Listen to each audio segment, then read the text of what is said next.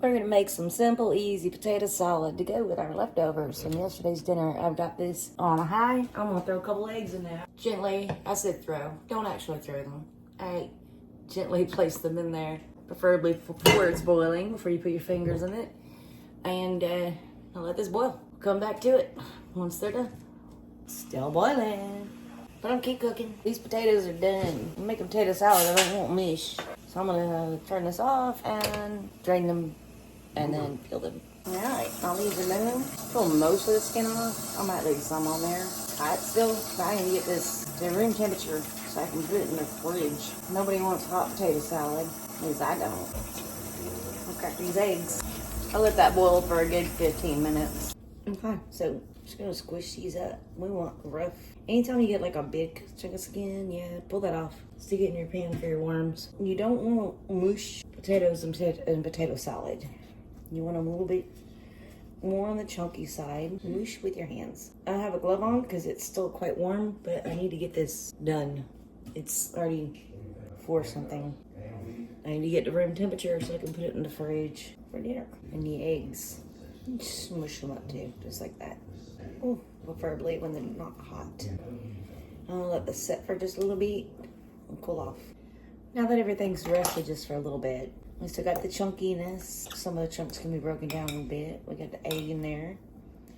I'm making a mess. That's okay. Guess who cleans it up? So Bobby does not like mayonnaise. He does not like mustard.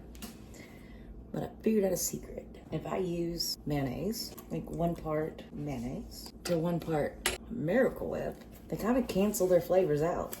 And he'll eat it, and he likes it. So that's what I do. I don't know why that happens, but that's the way it goes. I've also got just a touch of mustard. And I'm feeling lazy, so I'm using sweet relish instead of having to cut up pickles myself. And I'm thinking that sweet might bring something to the table. And I've not done the sweet relish before in this. Let's stir this up. I thought about something interesting I haven't tried before.